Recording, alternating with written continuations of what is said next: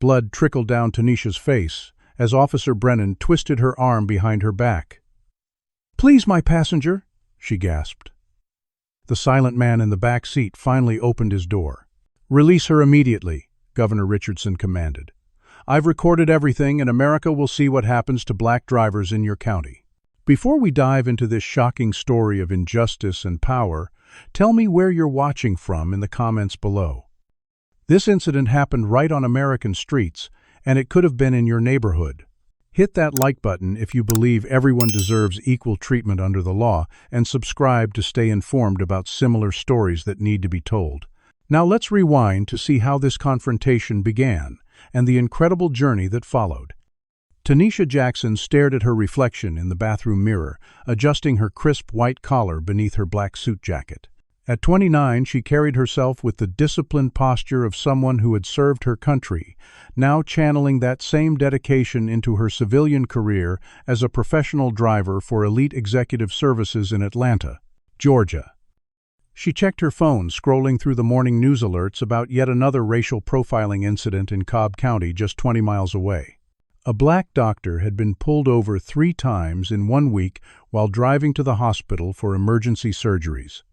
Tanisha sighed, the familiar knot of anxiety forming in her stomach. She had chosen this career carefully after her honorable discharge from the Army, where she had served as a transportation specialist for 6 years. Driving had always brought her peace, the open road, a place where she felt in control. She performed her vehicle maintenance check with meticulous attention, running her hand along the polished exterior of the company's luxury sedan, checking tire pressure, fluid levels, and making sure the interior was immaculate. This was her domain, her profession, and she took pride in every detail. Her phone buzzed with a call from dispatch. "Jackson, we've got a high-profile client requesting week-long service. Governor's office. They specifically requested our most professional driver." Tanisha's heart raced. This wasn't just any assignment. This was prestigious, important, and could lead to regular government contracts. "I'll be there in 20, she replied, trying to keep the excitement from her voice. As she grabbed her keys, her 16-year-old brother Kevin emerged from his room backpack slung over one shoulder.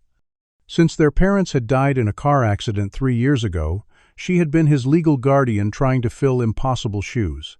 Another day driving rich white folks around, he asked with the cynicism that had been growing in him lately. "Actually, I don't know who today's client is yet," she replied, straightening his collar. "But whoever they are, they're helping pay for that pre-law program you've got your heart set on." Kevin's dream was to become a civil rights attorney, though lately he'd been questioning whether justice was even possible in a system he saw as fundamentally broken. "What's the point of laws when they're not applied equally?" he had asked last week, after watching footage of another unarmed black man being shot by police. "That's exactly why we need good lawyers like you're going to be," Tanisha had answered, reminding him of the promise she'd made to their parents to show Kevin that success was possible, despite the obstacles they faced. She arrived at the upscale downtown hotel, 15 minutes early, standing at attention beside the vehicle, her chauffeur's cap perfectly straight. When Governor Richardson emerged from the revolving doors, Tanisha maintained her professional demeanor despite her surprise. At 58, Richardson was the first black governor of Georgia elected against overwhelming odds 2 years ago. His silver-streaked hair and dignified bearing gave him a statesmanlike presence, though this morning his expression was serious, his attention focused on the documents in his hand as a staff member briefed him. "Good morning, Governor," Tanisha greeted him, opening the rear door. "I'm Tanisha Jackson with Elite Executive Services. I'll be your driver this week." Richardson nodded politely but distractedly as he settled into the back seat, immediately returning to his paperwork. The staff member handed Tanisha an itinerary before hurrying back inside. As they pulled away from the hotel, Tanisha maintained a respectful silence, occasionally glancing in the rearview mirror to see Richardson engrossed in what appeared to be legislative documents.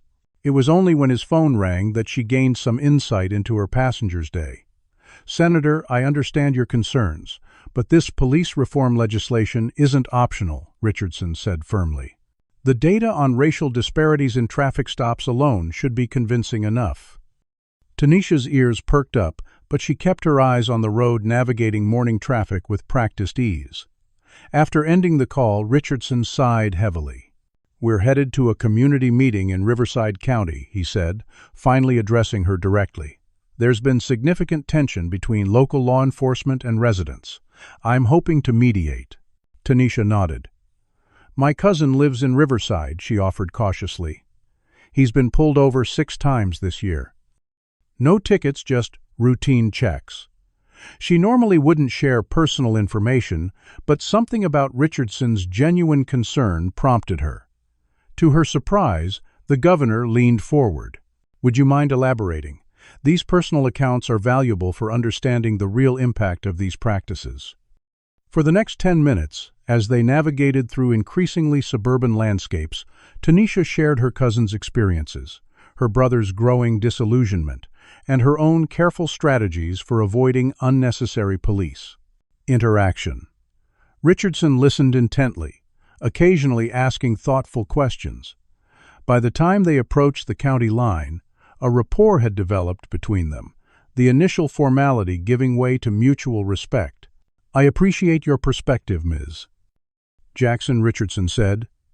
"It's precisely these everyday experiences that many of my colleagues fail to understand." Tanisha drove with heightened awareness, following all traffic laws meticulously as they entered Riverside County. She had heard enough stories to know that a luxury vehicle with black occupants often attracted unwanted attention, especially in areas known for aggressive policing. As Richardson returned to reviewing his notes for the upcoming meeting, Tanisha felt a growing respect for his genuine concern for regular citizens like her family. She hadn't voted in the last election, disillusioned by promises that rarely translated to real change, but seeing Richardson's dedication up close made her wonder if perhaps progress was possible. After all, if people in positions of power actually witnessed the injustices that shaped everyday lives like hers. What neither of them knew was that this routine drive was about to become the catalyst for precisely such a witnessing one that would transform both their lives and spark a national conversation about who deserves protection under the law and who receives it. Have you ever been in a situation where everything changed in an instant? Because for Tanisha and Governor Richardson, the next few minutes would alter the course of their lives forever. Tanisha noticed the police cruiser in her rearview mirror, 3 blocks after crossing into Riverside County. The white patrol car maintained a consistent distance behind them, through 2 turns, setting off warning bells in her mind. Despite the absence of any traffic violation, Tanisha felt her shoulders tense. She'd been here before. "Everything all right up there?" Governor Richardson asked, sensing her changed demeanor. "We're being followed by local police," Tanisha replied calmly, maintaining her speed exactly at the limit. "It's probably nothing." The words had barely left her mouth when the cruiser's lights activated in a sudden burst of blue and red. Tanisha signaled immediately and pulled over onto the wide shoulder, positioning the vehicle safely away from traffic. Years of experience, as both a soldier and a black driver in America, had taught her the choreography of survival. "I apologize for the delay, sir," she said professionally to Richardson, who was still focused on his documents. "This should only take a few minutes." He nodded, seemingly unconcerned, having been in many official vehicles stopped for security protocols. Tanisha went through her mental checklist: turn off engine place, keys on dashboard, lower window, halfway hands, visible on steering wheel at 10 and 2, vehicle registration and license ready, but not in hand. Officer James Brennan approached with deliberate slowness, his right hand resting near his holstered weapon.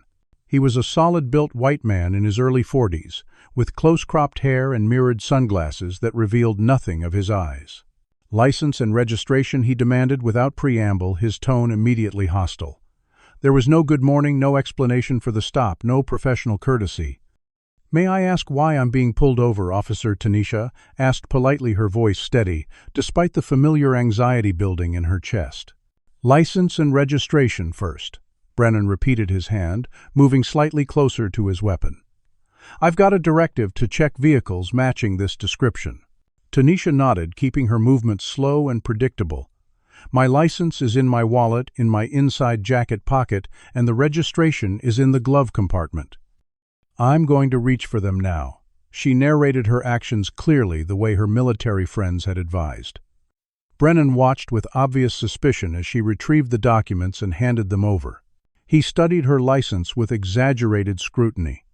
"This isn't your vehicle," he stated flatly, glancing between her and the luxury sedan. "No, sir.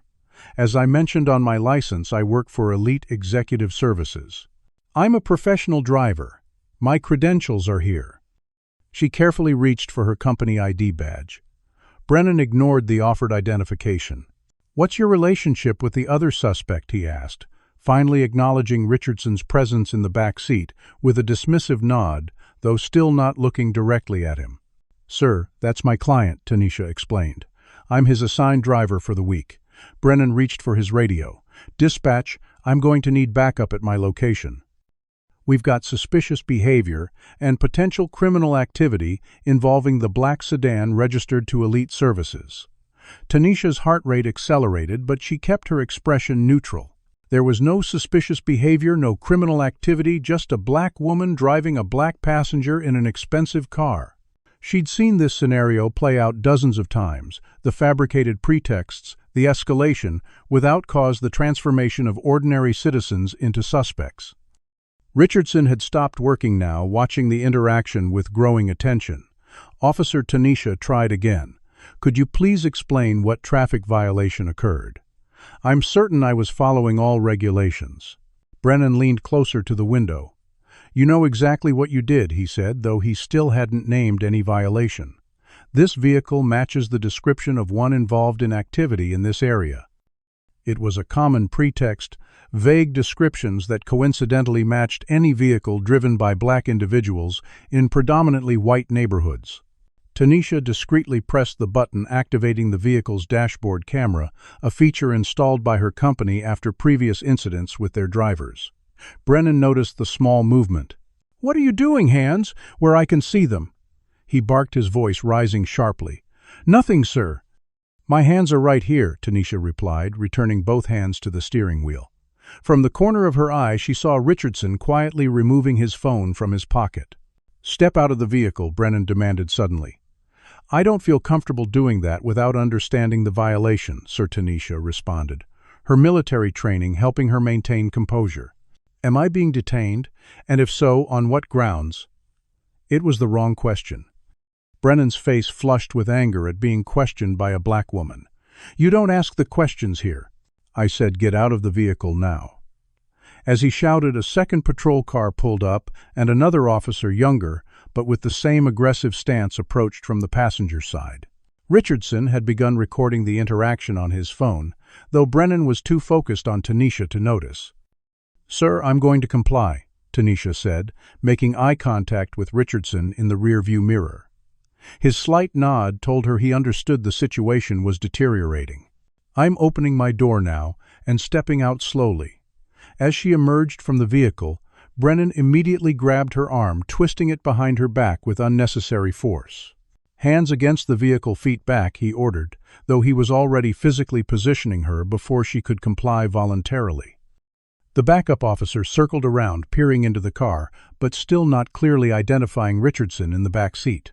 "Check the vehicle," Brennan instructed his colleague, who moved to open the passenger door without requesting permission or presenting a warrant.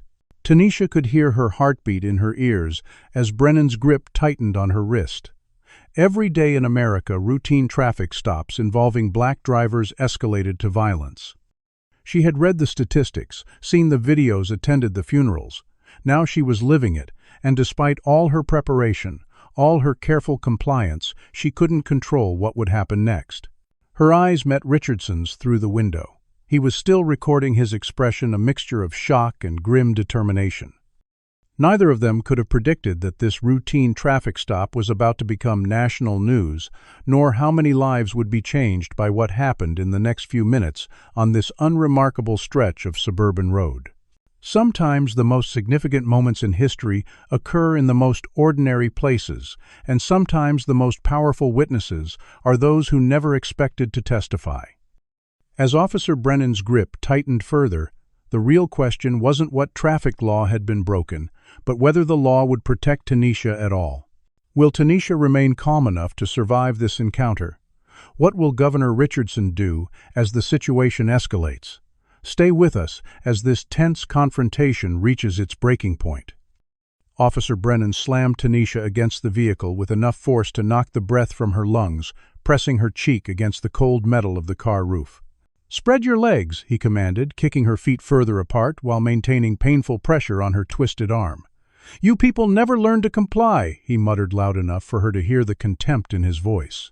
Tanisha focused on her breathing, calling on techniques she'd learned during military stress training. In through the nose, out through the mouth. Stay present. Stay alive. As Brennan conducted a rough pat-down search, memories flashed through her mind, being followed by store security at 12, a teacher accusing her of cheating on a test she'd studied weeks for campus police, stopping her 3 times. In one night, asking for ID at the university she attended on scholarship. The pattern was always the same: presumed guilty until proven innocent, and sometimes not even then. Military ID. Brennan's voice registered surprise as he found her Army identification among her credentials. There was a brief pause, a moment where respect might have entered the interaction. Instead, he scoffed. "Doesn't change anything today." The backup officer was rifling through the glove compartment center console and under seats, searching without consent or probable cause. Tanisha winced as cold metal handcuffs closed around her wrists, ratcheted unnecessarily tight against her skin. She made careful calculations about each word, each response. Speaking too assertively could be perceived as resisting, while complete silence might be taken as suspicious. There was no perfect script to guarantee safety. "You're making a mistake, officer," she said quietly. "I haven't violated any traffic laws." Brennan leaned close to her ear. "The mistake was you thinking you could drive through my county looking like you do in a car like this. What are you really transporting? Who's your friend? Answer me." Passersby had begun to slow their vehicles, some stopping entirely. In the age of viral police videos, citizens had become documentarians of enforcement gone wrong. Tanisha caught glimpses of phones pointed in their direction, recording what was unfolding. Through the window, she could see Governor Richardson still filming, his expression grave but controlled. Brennan noticed the growing audience and became more agitated. "Let's continue this discussion at the station," he said, grabbing Tanisha's upper arm and marching her toward the patrol car. She stumbled slightly on uneven pavement, and Brennan responded by yanking her upward with such force that she lost her footing entirely. The momentum carried her forward, and with her hands cuffed behind her back, she had no way to break her fall. Her forehead struck the patrol car's door frame with a sickening crack. Warm blood immediately began trickling down her face from a gash above her right eyebrow. The physical pain barely registered through the surge of fear. Tanisha thought of Kevin waiting for her to pick him up from debate practice later. Who would call him if she didn't make it home? Who would remind him that the system could be changed from within if she became another statistic in police custody? "Excuse me, officer." Richardson's voice came from behind them, calm but authoritative. He had finally spoken from the back seat, the car door now partially open. "I need to speak with you regarding your treatment of my driver." Brennan barely turned his head. "Stay in the vehicle, I'll deal with you next, accomplice." He hadn't bothered to look at who was addressing him, his attention fixed on securing Tanisha in the patrol car despite her bleeding injury. "Officer, please," Tanisha pleaded, not for herself but for Richardson. "Just let my passenger continue to his appointment. He's not involved." The request earned her a sharp blow to her shoulder. "You speak when spoken to," Brennan snapped. Richardson opened his car door fully, now preparing to exit despite the obvious danger of the situation. Brennan's head whipped around at the sound, and he immediately drew his weapon, pointing it toward the opening door. "Stay in the vehicle, hands where I can see them," he shouted, his finger moving dangerously close to the trigger. "No," Tanisha cried out instinctively, lurching forward to position herself between Brennan's weapon and Richardson. Blood dripped into her eye as she stared down the barrel of the gun, making a split-second decision that protecting her passenger, even the governor, was worth risking her own safety. Time seemed to freeze in that moment, the tableau of power and vulnerability captured by dozens of camera phones, a bleeding black woman in handcuffs, placing her body between a police officer's drawn weapon and an as yet unidentified black man emerging from a vehicle. It was a scene that would soon appear on every news station in America, though not for the reasons anyone present might have expected. The lines between protector and protected, between powerful and powerless, were about to be dramatically redrawn. Can you imagine being in Tanisha's position, blood streaming down your face, handcuffed with a gun pointed in your direction? Comment number 1.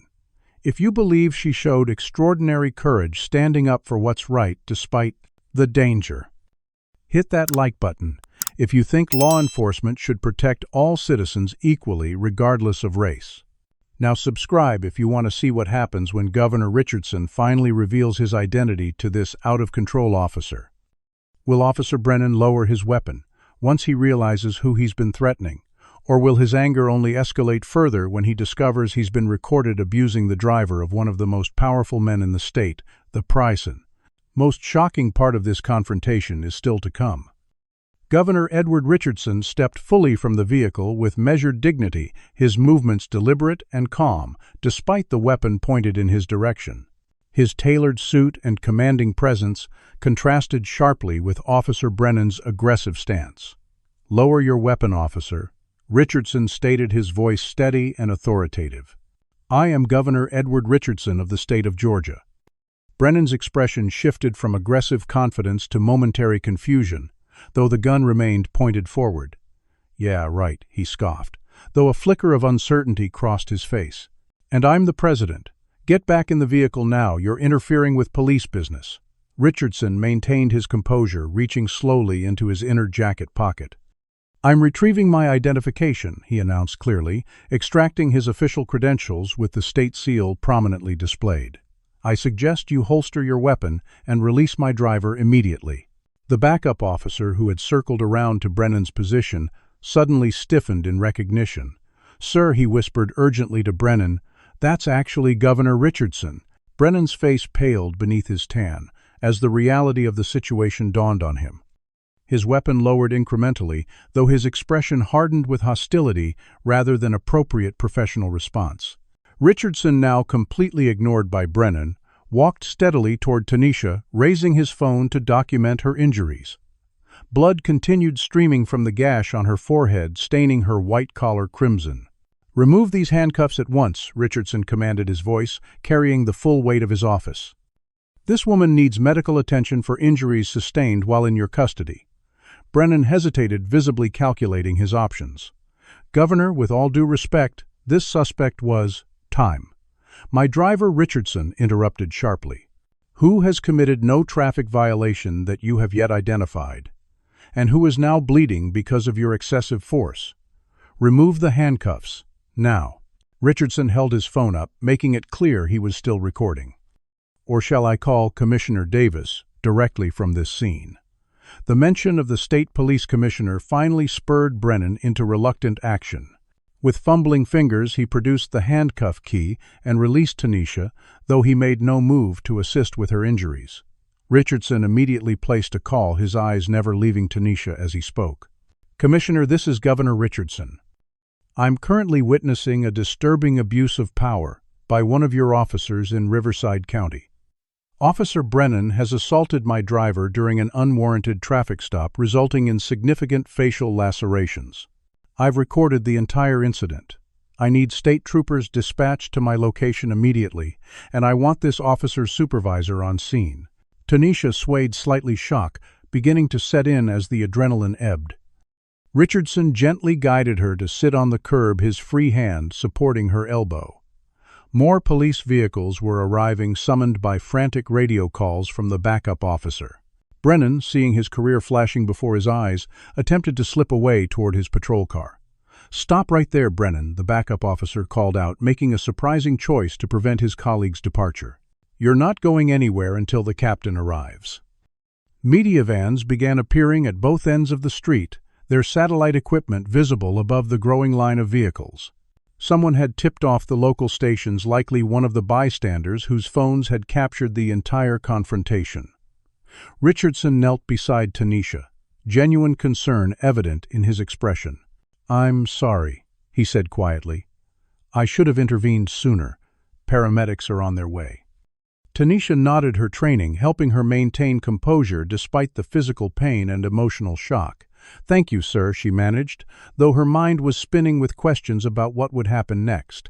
A black SUV with police lights screeched to a halt nearby, and Police Chief Gerald Harrison emerged, his face a mask of professional concern that barely concealed his panic. Harrison was a political appointee, with aspirations beyond his current position, and the potential scandal unfolding on his watch threatened everything he had built. "Governor Richardson," he called out, approaching with an outstretched hand. "I'm deeply disturbed by this unfortunate incident. If we could speak privately." "No, Chief Harrison Richardson," replied firmly, not rising from his position beside Tanisha. "There will be no private conversations. Your officer assaulted my driver without cause or provocation. This will be addressed transparently and publicly."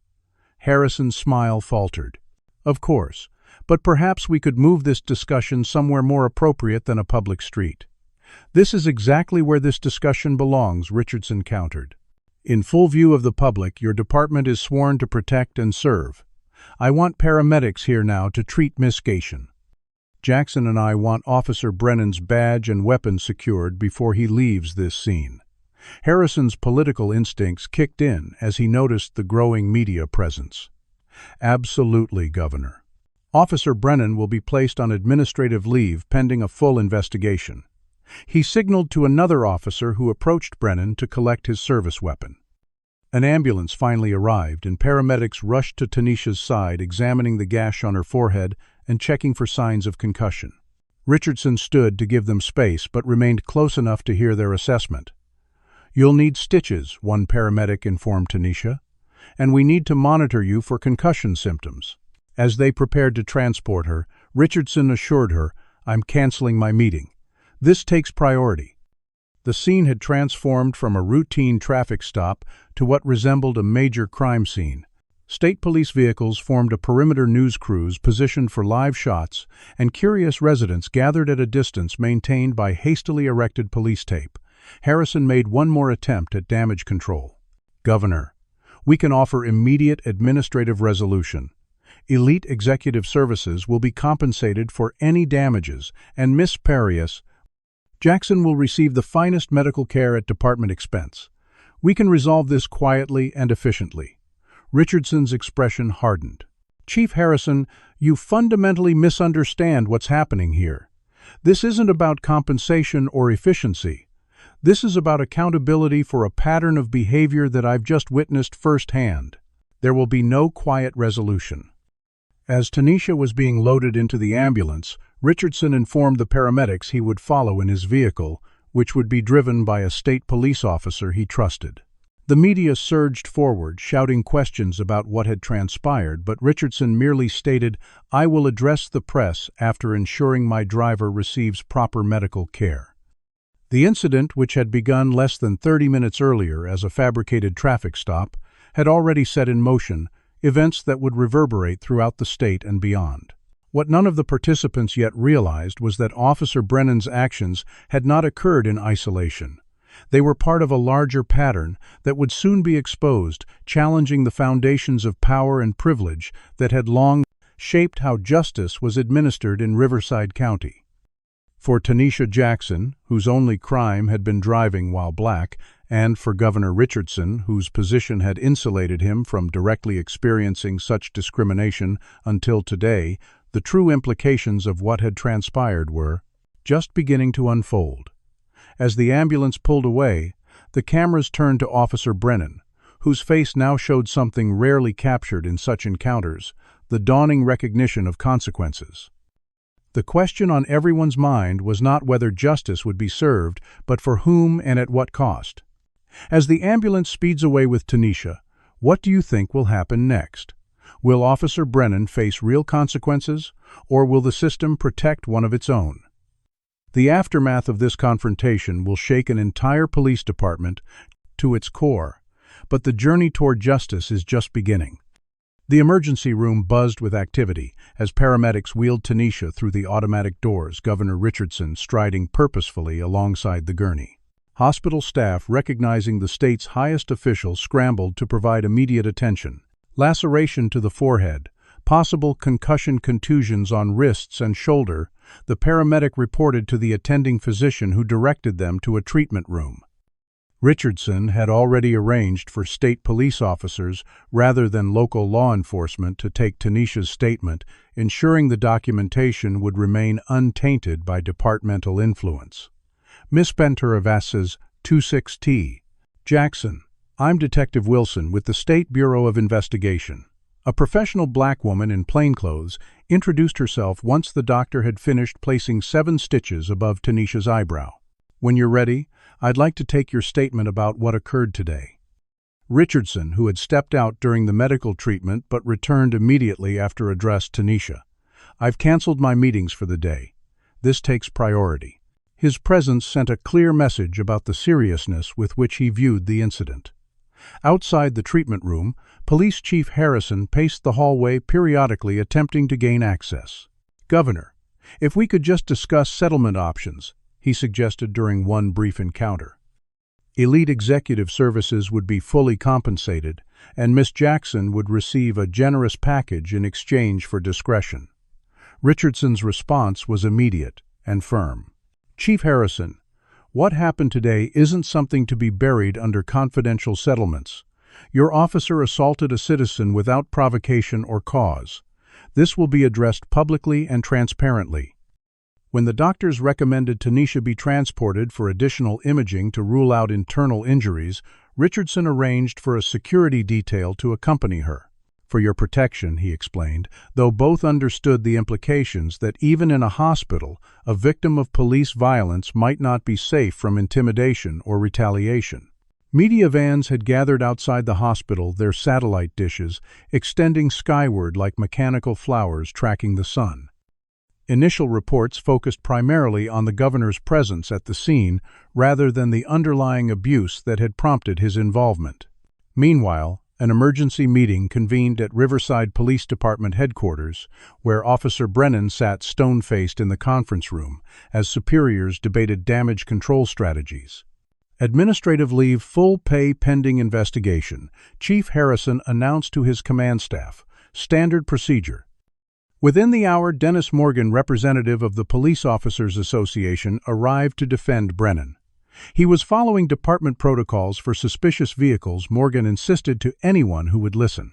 The governor's presence is unfortunate but irrelevant to the officer's actions based on reasonable suspicion. Across town, 16-year-old Kevin Jackson stared in horror at viral videos appearing on his social media feeds.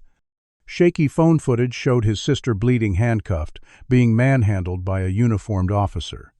He recognized Governor Richardson in the background, which only confused him further. Kevin sprinted from his school debate practice to catch a bus to the hospital, his heart pounding with fear and rage.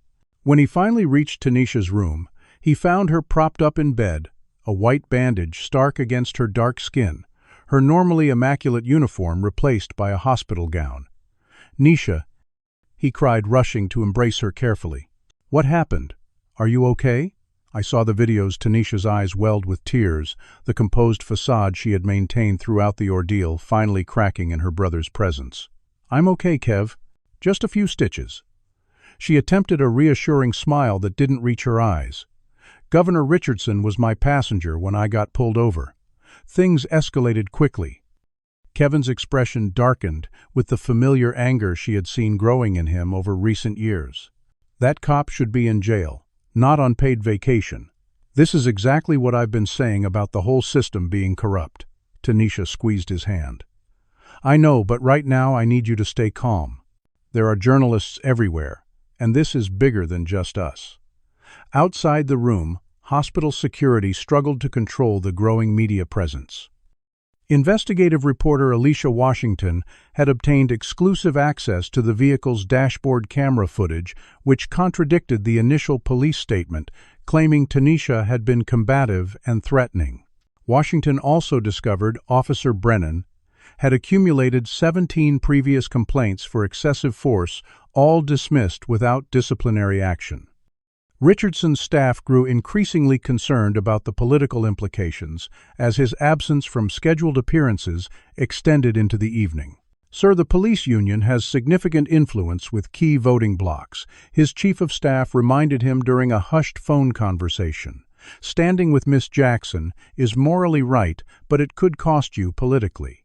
Richardson's response was uncharacteristically sharp. "Some things transcend politics, James. I watched a citizen being abused by someone sworn to protect her. There's no political calculation that outweighs that." Tanisha received another unexpected blow when her employer called.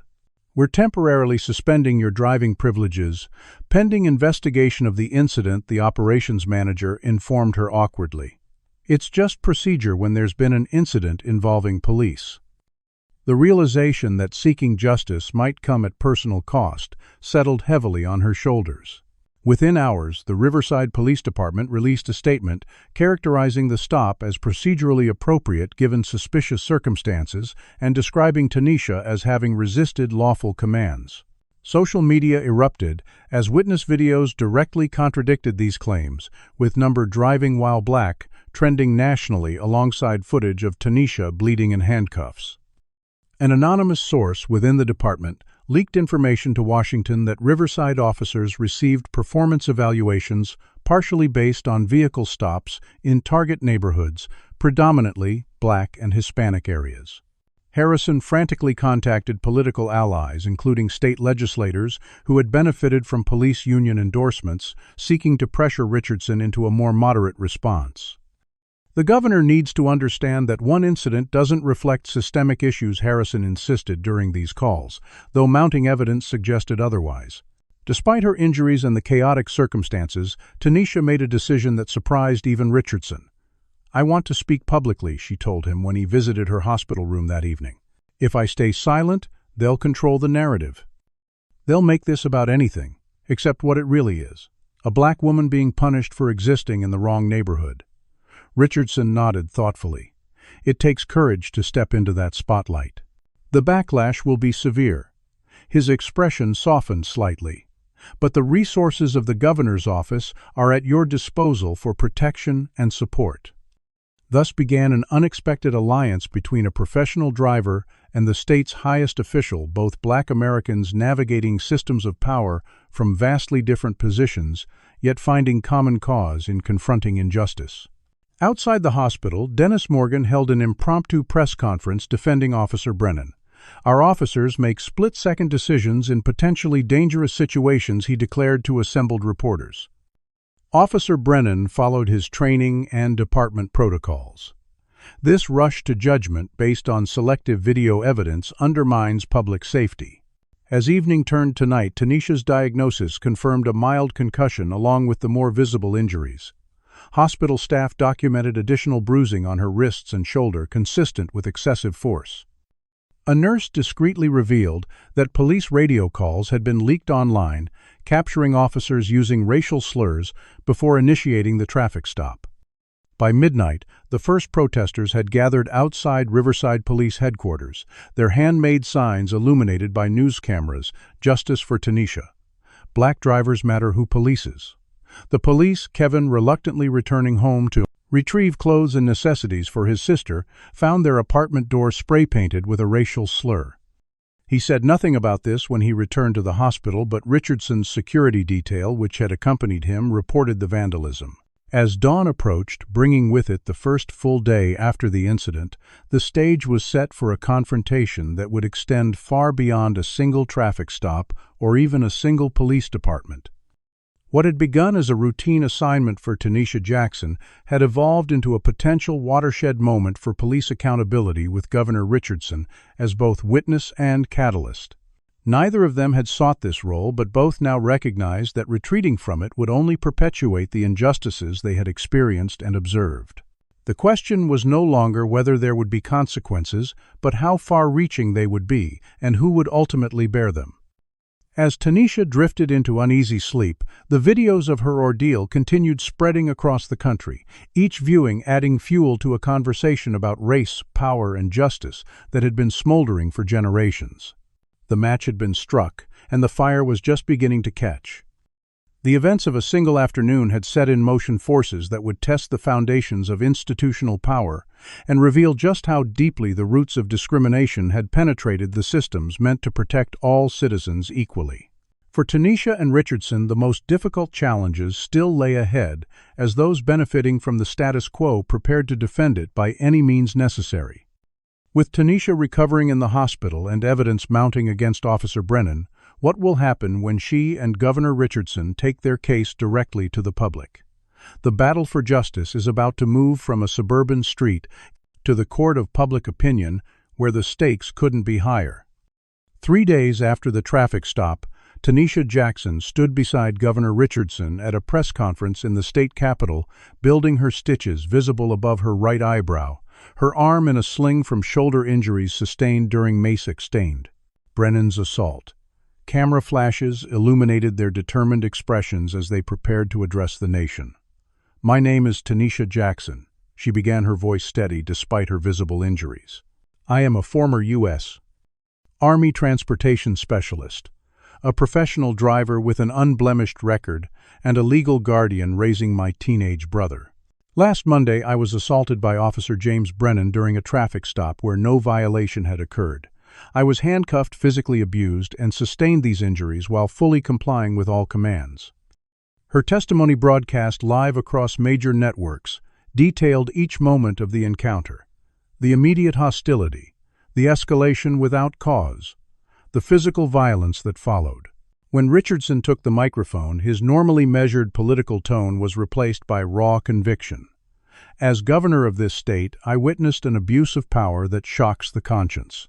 I watched Officer Brennan assault Miss Jackson for nothing more than driving while black in what he considered the wrong neighborhood. I recorded this abuse, attempted to intervene, and was myself threatened at gunpoint before my identity was recognized." He held up a USB drive. "This contains unedited footage from multiple angles. My phone, the vehicle's dashboard camera, and bystander videos. We are releasing this to every major news outlet today. The people deserve to see the truth." The footage, played in its entirety during prime time that evening, sparked nationwide outrage.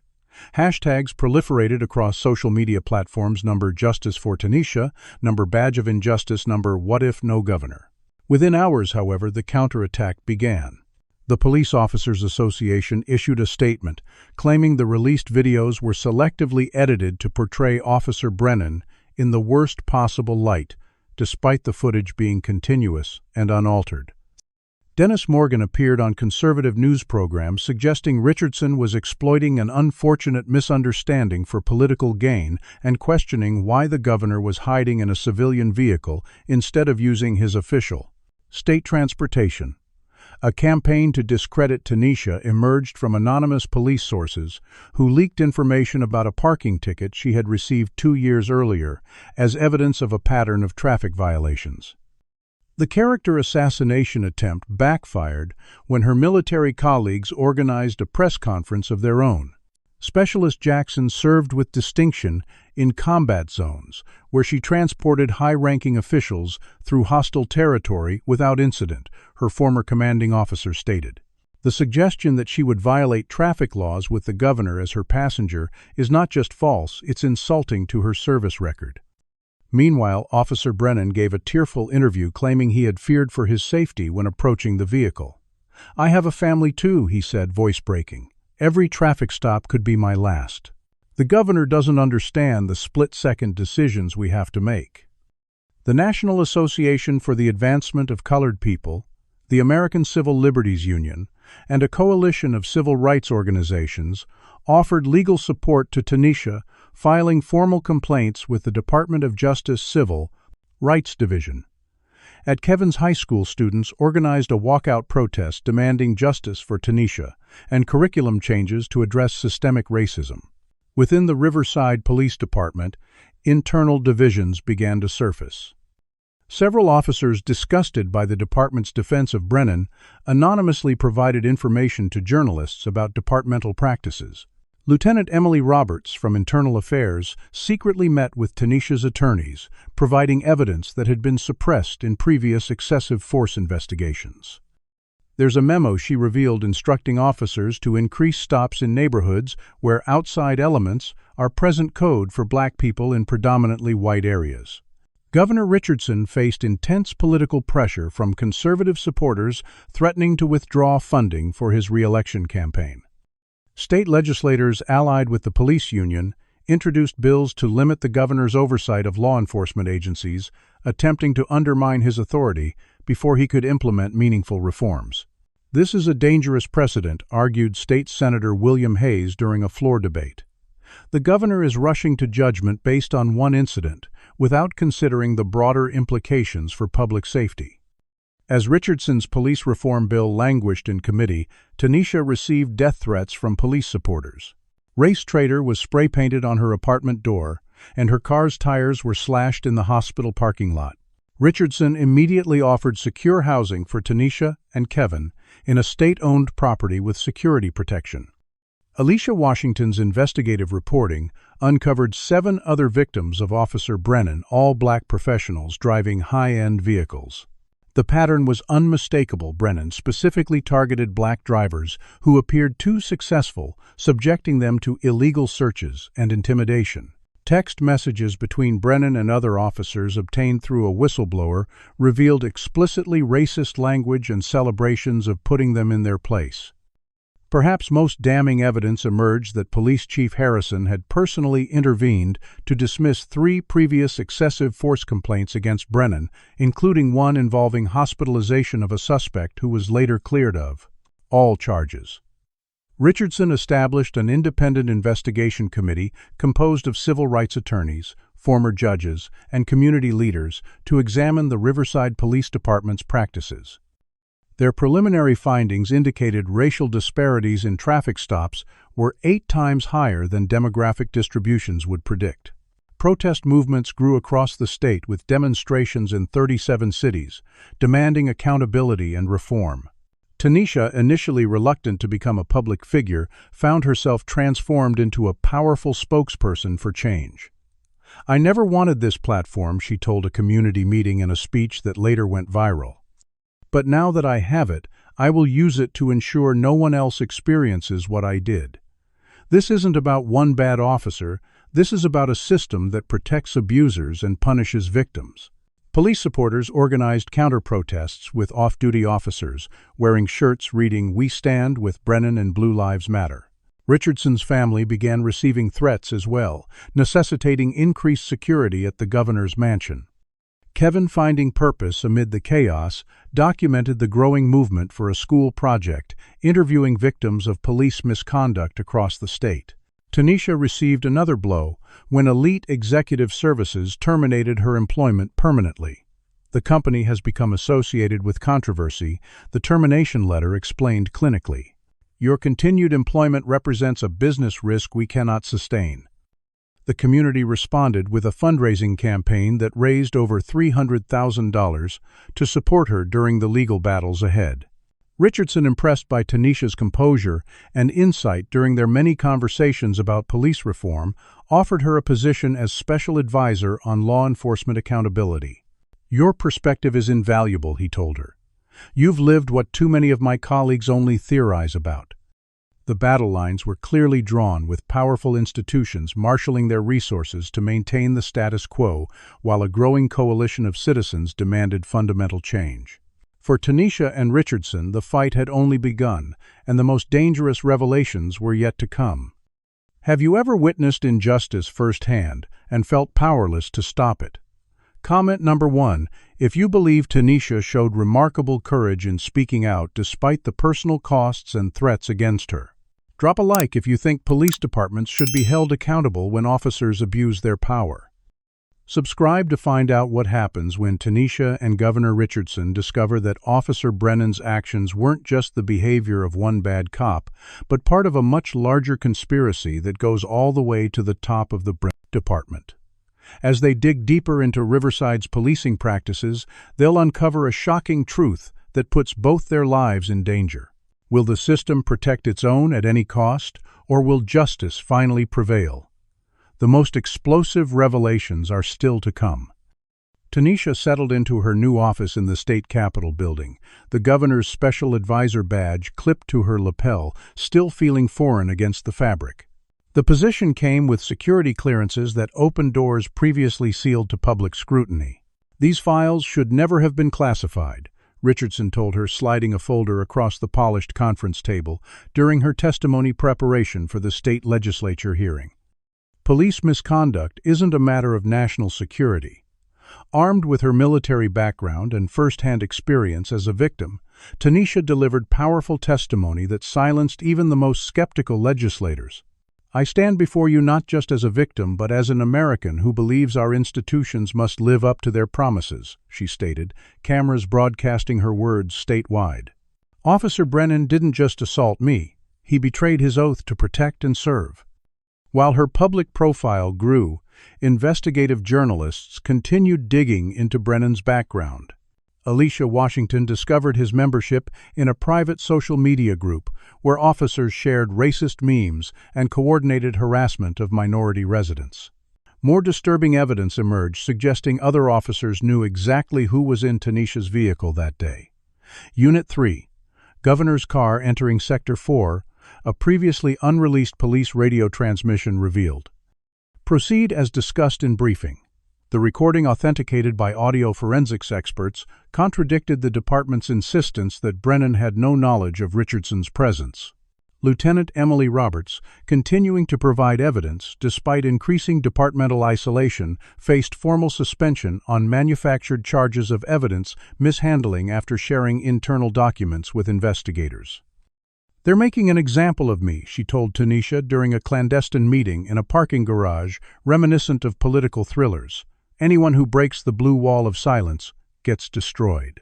Washington's reporting connected financial dots between the police union and opposition politicians who had most vocally defended Brennan. Campaign contributions had flowed through a labyrinth of PACs and foundations, ultimately linking back to the union that represented Brennan and officers like him. Tanisha immersed herself in research, analyzing traffic stop data across multiple counties and identifying patterns that couldn't be explained by anything other than racial targeting. Her military analytical training proved invaluable as she developed a comprehensive reform proposal addressing everything from officer recruitment to accountability mechanisms.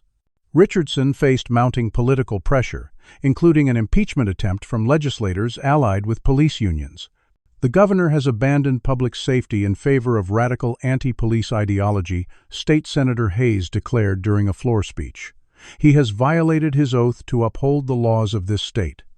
The administration's security team discovered a sophisticated break-in at the governor's office, targeting specifically the reform documents Tanisha had been preparing. Nothing was stolen, but files had been photographed, suggesting intelligence gathering rather than ordinary theft. Kevin found threatening notes in his school locker. "Tell your sister to back off, or next time it won't just be stitches."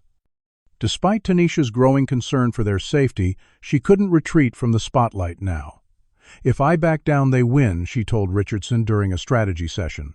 "And every other Tanisha Jackson out there remains at risk."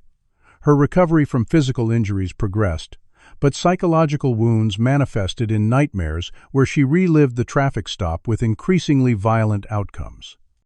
A support group formed around her, composed of other profiling victims who had previously suffered in silence. "You gave us a voice," one participant told her during a community meeting. "Before you spoke out, nobody believed us." Richardson's security detail identified surveillance of Tanisha's temporary residence' unmarked vehicles, with law enforcement equipment parked at strategic observation points. Rather than intimidating her, the revelation strengthened her resolve. "They're scared," she realized. "Powerful people don't surveil those they don't fear." Washington uncovered a meeting between Police Chief Harrison and state opposition leader Marcus Blackwell at a private club outside jurisdiction lines. Photographs showed them reviewing documents bearing the same header as the department's internal communications about the Richardson incident. Evidence mounted suggesting a coordinated effort to protect not just Brennan, but an entire system of discriminatory practices that benefited political and economic interests beyond the police department itself.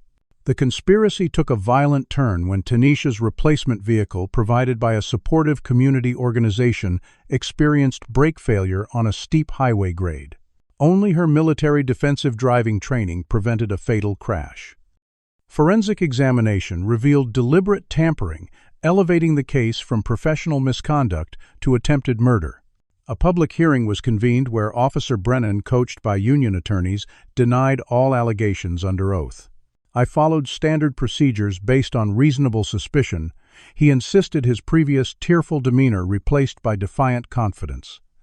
Video evidence contradicted virtually every statement he made, but his supporters remained unmoved by facts, choosing tribal loyalty over accountability. The hearing took an unexpected turn when an anonymous whistleblower submitted internal police communications revealing the traffic stop location had been carefully selected to avoid security cameras from nearby businesses. Zone 3 provides optimal privacy for enhanced questioning techniques. One memo stated clinically, using euphemisms transparent to anyone familiar with police misconduct language. Richardson connected these patterns to similar incidents across the state, identifying what appeared to be a systematic targeting of black professionals as part of a broader intimidation strategy. "They're not just enforcing laws," he confided to Tanisha. "They're enforcing social boundaries, punishing those who succeed despite the barriers placed before them." National civil rights leaders arrived to support the growing movement, recognizing that what had begun as a single traffic stop had evolved into a potential landmark case for police accountability. Tanisha, once hesitant to speak publicly, now moved with confidence through press conferences and community forums, articulating a vision of public safety that served all citizens equally. Evidence continued mounting that Brennan wasn't a bad apple, but rather a particularly visible symptom of institutional corruption. Text messages between officers referred to special handling for drivers in certain neighborhoods and teaching lessons to those who don't know their place. The conspiracy extended beyond racism to include classism and preservation of power hierarchies that benefited political and economic elites. As public pressure intensified, Richardson authorized the release of dashboard camera footage from 50 similar stops, creating a visual catalog of discriminatory practices impossible to dismiss as isolated incidents. Law enforcement agencies across the state began internal reviews, some proactively implementing reforms to avoid being the next Riverside Department in the headlines. Tanisha and Richardson had become the faces of a movement larger than either had anticipated, and powerful interests were mobilizing against them with increasing desperation. The question was no longer whether there would be change, but how far it would reach and what price its champions would pay for challenging deeply entrenched systems of power. As Tanisha reviewed security footage of the suspicious vehicles monitoring her residence, she recognized a familiar face behind the wheel of one surveillance car, Officer Brennan's partner from the day of the traffic stop. Despite being officially suspended, he was clearly still operating with departmental resources. The conspiracy wasn't just protecting Brennan, it was actively working to undermine those seeking accountability. With each revelation, the stakes grew higher and the path to justice more treacherous. What had begun as a chance encounter between a professional driver and a governor had evolved into a battle for the soul of law enforcement itself. For Tanisha Richardson and their growing coalition of supporters, retreat was no longer an option. The conspiracy had revealed itself too clearly, and the only path forward was through confrontation with those who believed their power placed them above accountability. The climactic showdown was approaching, and both sides were preparing their final moves in a game with life-altering consequences for everyone involved. The battle lines are drawn with powerful forces moving against Tanisha and Governor Richardson. Will they prevail against a system designed to protect its own, or will the conspiracy silence them before justice can be served? The most dangerous confrontation is yet to come, as those with everything to lose make their desperate final moves.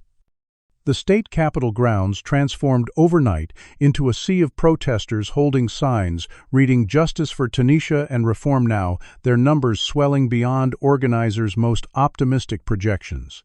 Tanisha, reviewing the security logistics from the governor's conference room, felt the weight of responsibility for the thousands gathering in her name. "We've identified 4 credible threats," the head of Richardson's security detail reported, displaying surveillance photos of known extremists who had traveled to the area. "We're recommending you address the crowd remotely." Richardson shook his head. "A leader stands with the people, especially in moments of danger.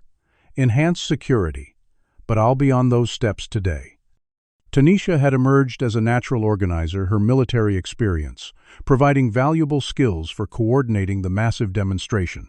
Community organizations, civil rights groups, and reform-minded law enforcement associations had united under her guidance, creating an unprecedented coalition. Police mobilized their own show of force with riot gear barricades and mounted units positioned strategically around the Capitol. Helicopter surveillance buzzed overhead, and rumors circulated that facial recognition technology was being deployed to identify known agitators, a category that seemingly included anyone who had previously criticized police practices. As Tanisha finalized her speech, notes her phone lit up with a call from Kevin's school principal. "Miss Jackson, I'm sorry to inform you that Kevin hasn't arrived for classes today." Cold fear gripped her chest. "That's impossible. The security detail dropped him off an hour ago. I watched him enter the building." Frantic calls to Kevin's phone went straight to voicemail. Richardson immediately dispatched state investigators who discovered school security footage showing Kevin being approached by 2 men identifying themselves as school resource officers immediately after entering the building. They had escorted him to a vehicle matching the description of an unmarked Riverside Police Department car. "They've detained my 16-year-old brother, Tanisha," announced to Richardson's crisis team, her voice tight with controlled fury. "Fabricated charges of disorderly conduct at yesterday's school walkout. He's being held at Riverside's Juvenile Processing Center." Richardson's expression darkened. "This is retaliation, plain and simple. They're targeting your family to silence you before the demonstration." He immediately placed calls to state judiciary officials with oversight of juvenile detention. "This is Governor Richardson. I need an emergency release order for Kevin Jackson, currently being unlawfully detained by Riverside Police." While legal channels were pursued, Tanisha navigated the juvenile detention bureaucracy with the determination of someone who had survived both military combat zones and police brutality. "I am Kevin Jackson's legal guardian, and I demand to see him immediately," she stated at the intake desk flanked by Richardson's legal counsel. After 2 hours of stonewalling, Kevin was finally brought out, his expression a mixture of relief and lingering fear. "They said I was inciting riots at school," he explained, as they left the facility. "When I told them it was a peaceful protest, one officer said, 'Your sister should have taught you to keep your mouth shut.'" Surveillance footage later revealed Police Chief Harrison on a recorded call discussing teaching the Jackson family a lesson about consequences. The blatant intimidation attempt backfired spectacularly, generating additional media coverage and public outrage just hours before the planned demonstration. By midday, the crowd had grown to nearly 50,000 people, their collective voice drowning out a smaller counter-protest of police supporters cordoned off in a designated area. Undercover officers were identified attempting to infiltrate peaceful protest groups, some carrying rocks and other items that could be used to instigate property damage and justify a crackdown. Tanisha's network of veterans and community observers quickly identified and isolated these provocateurs, preventing the escalation tactics that had derailed previous reform movements.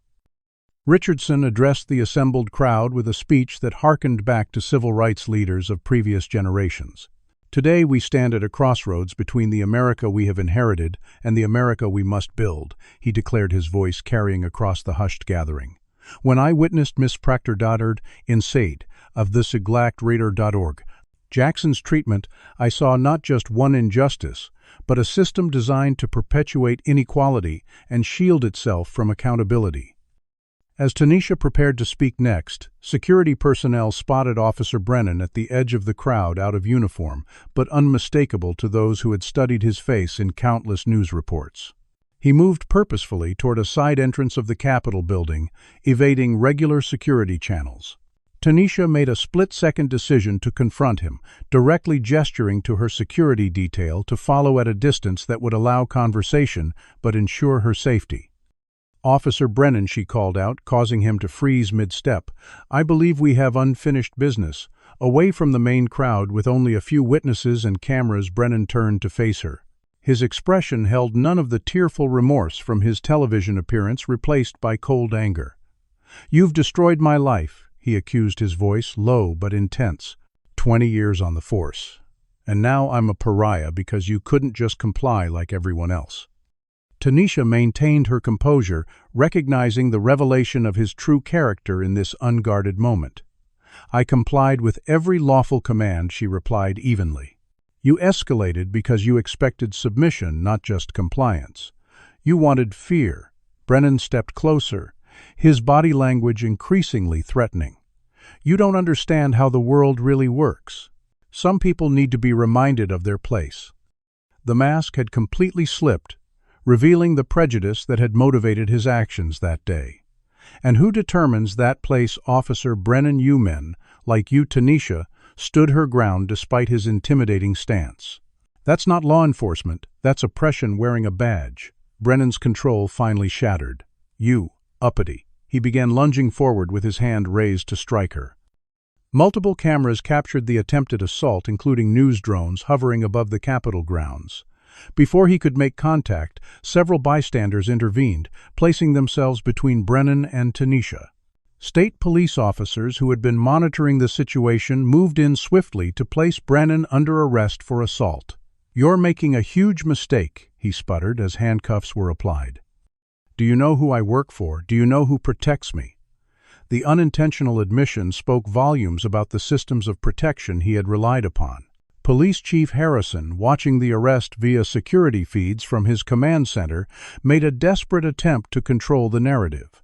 Officer Brennan was attempting to deliver important security information when he was ambushed by protesters he claimed to assembled media. His statement collapsed when multiple video angles of the confrontation were broadcast live, showing Brennan's unprovoked aggression. An emergency session of the Police Oversight Committee was convened that evening, with Tanisha's testimony serving as the centerpiece. Her calm recounting of both the original traffic stop and the day's attempt to intimidate her brother created a stark contrast to the increasingly defensive posture of department leadership.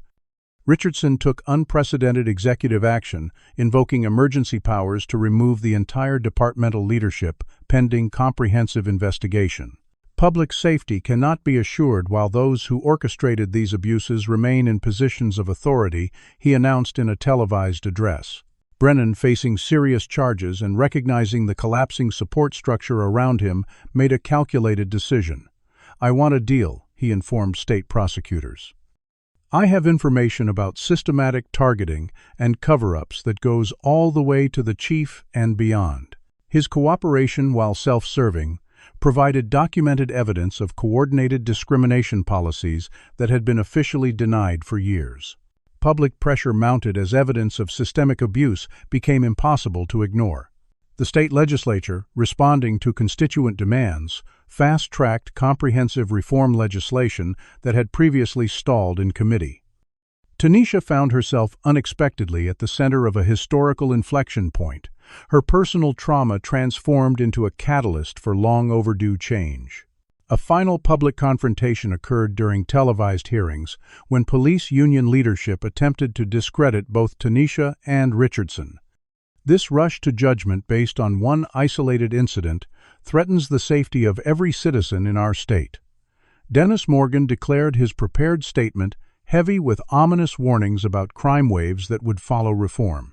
Kevin, who had been scheduled to testify about his detention, unexpectedly expanded his statement to include systematic intimidation by school resource officers targeting students of color. "They told us we were being watched, that they kept files on troublemakers," he revealed, his voice steady despite his youth. When I asked if that was legal, the officer said, "Who do you think judges believe, you or us?" His testimony resonated deeply with parents across the state, adding educational institutions to the growing list of systems requiring accountability measures. As evidence continued mounting, Police Chief Harrison was arrested during a dramatic press conference where he had intended to defend his department. State police officers interrupted his statement to serve a warrant based on obstruction of justice and conspiracy charges stemming from his role in covering up previous incidents.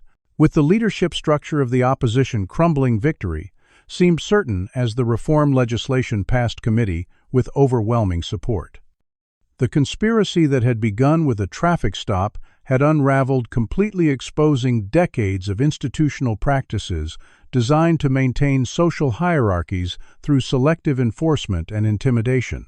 For Tanisha, who had never sought publicity or power, the question now became how to translate this momentum into lasting change rather than symbolic gestures.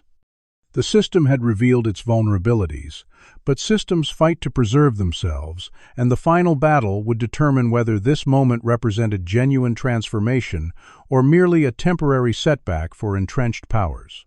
As Tanisha and Richardson prepared for the final legislative vote, both recognized that the hardest work, implementation and cultural change, still lay ahead.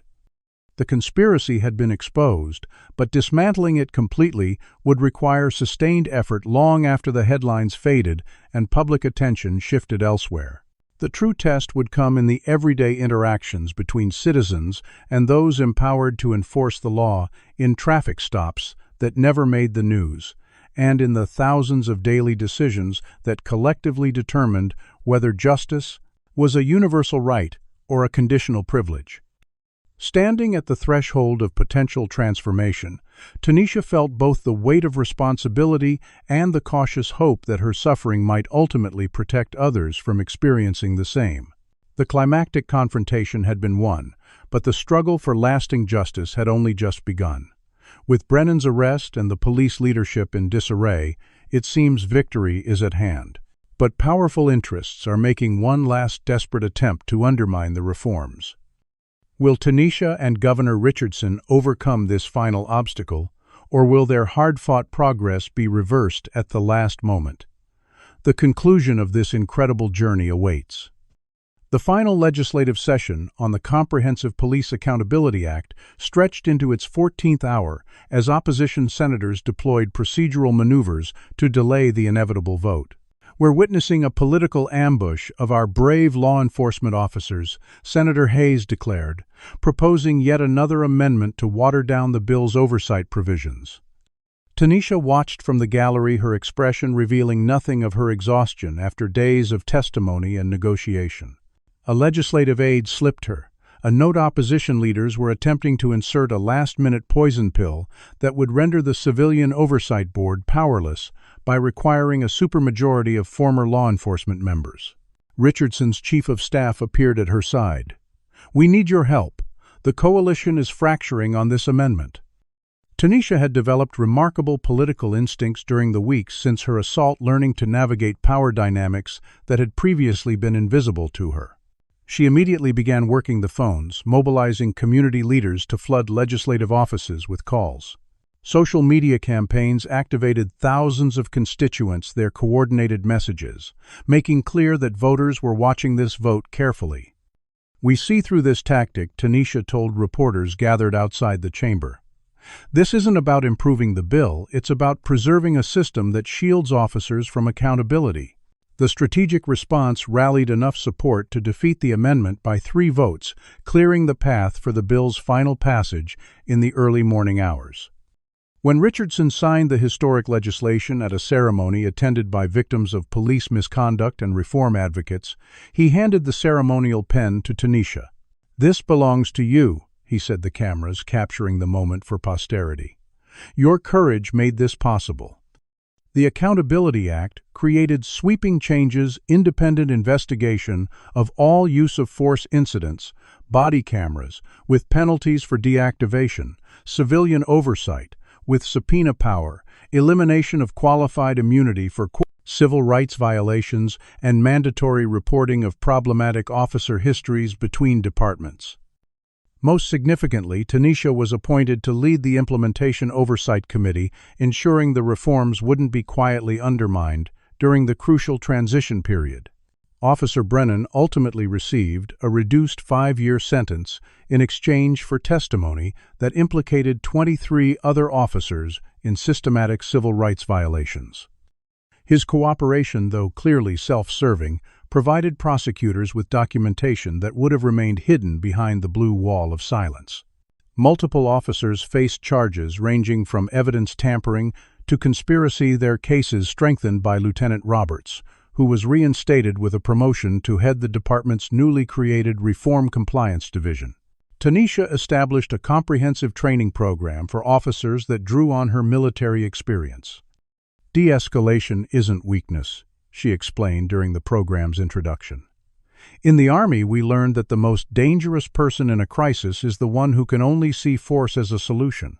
Her approach emphasized community engagement, cultural competency, and conflict resolution techniques that reduced both civilian and officer injuries during challenging encounters.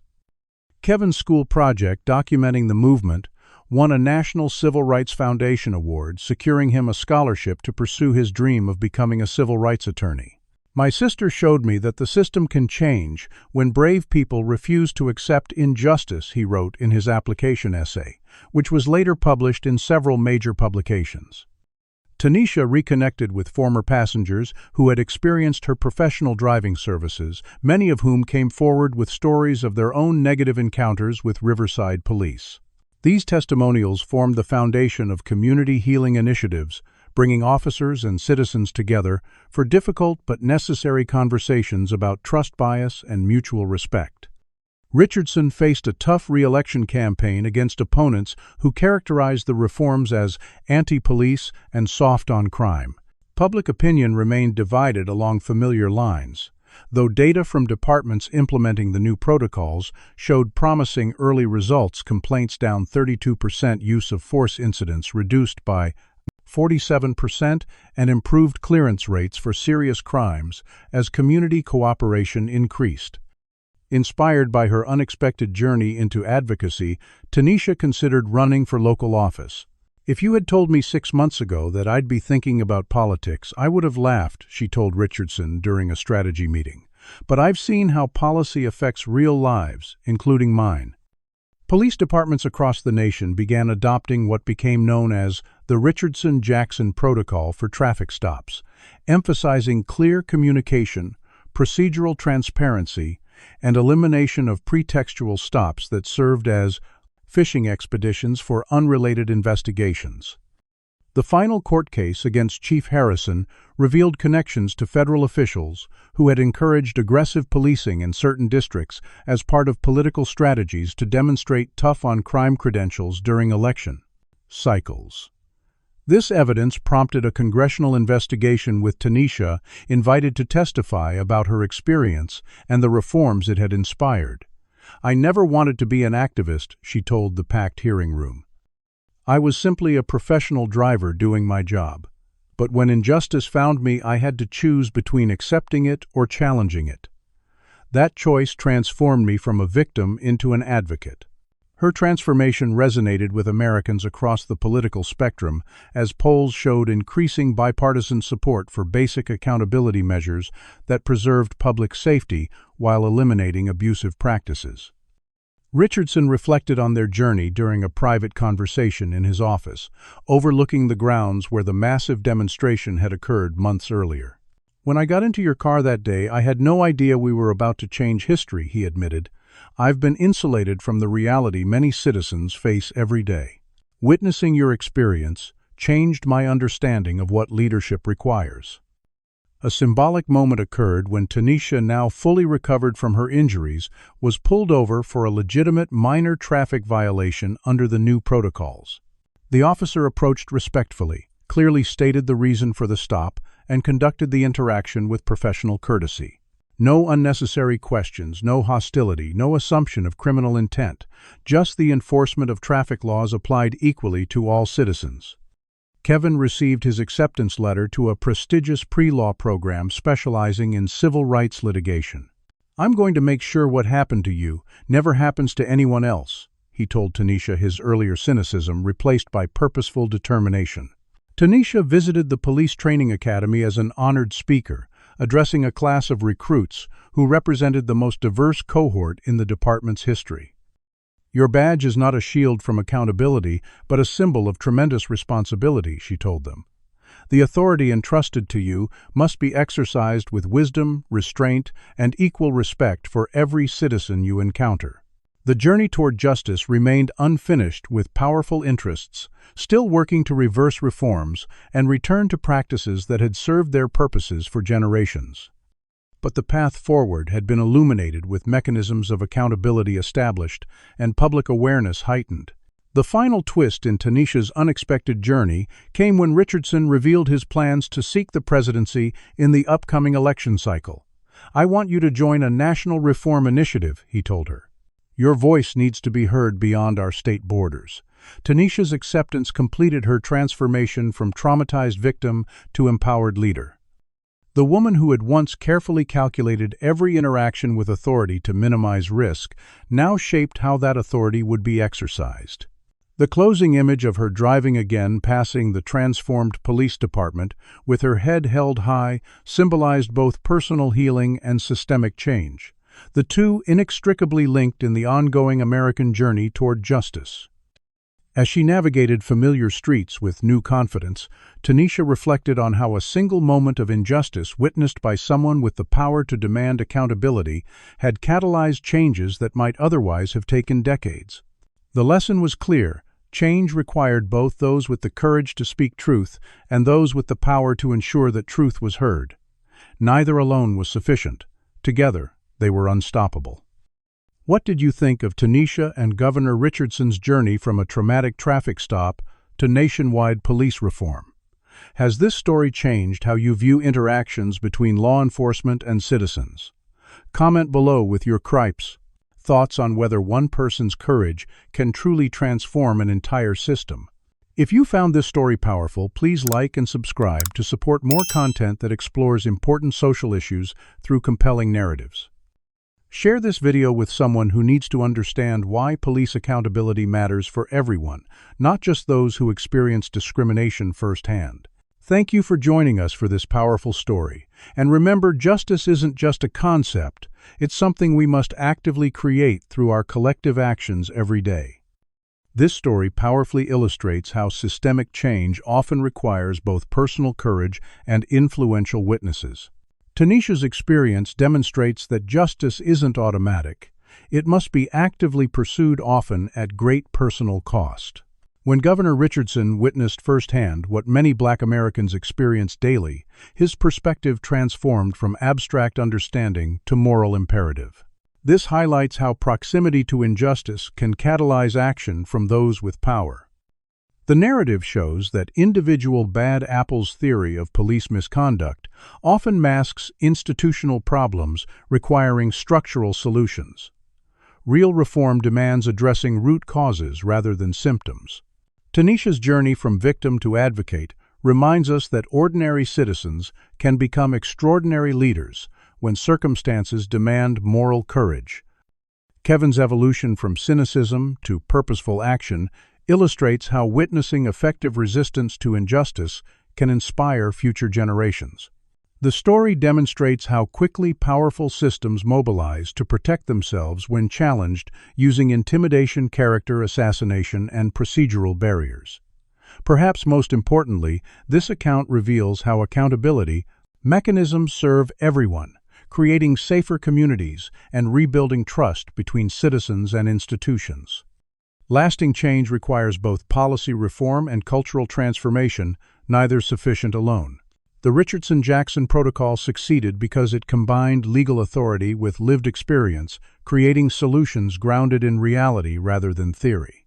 True justice depends on recognizing every person's inherent dignity and equal right to protection under law. What would you do if you witnessed racial injustice happening right before your eyes? Would you have the courage to speak up like Governor Richardson, or would fear keep you silent? This story reminds us that change requires both witnesses, brave enough to testify, and those directly affected, refusing to accept injustice as normal. If you believe everyone deserves equal treatment under the law regardless of race, hit that like button right now. Subscribe to our channel for more powerful stories that expose difficult truths about our society and celebrate those fighting to make it better. Have you ever experienced or witnessed racial profiling? Share your story in the comments below. Your voice matters in this crucial conversation. And if this story moved you, please share it with someone who needs to understand these realities. Thank you for joining us for this powerful journey from injustice to accountability. Remember, a more just society begins with each of us recognizing our responsibility to stand against discrimination wherever we encounter it. Together we can create the change we wish to see.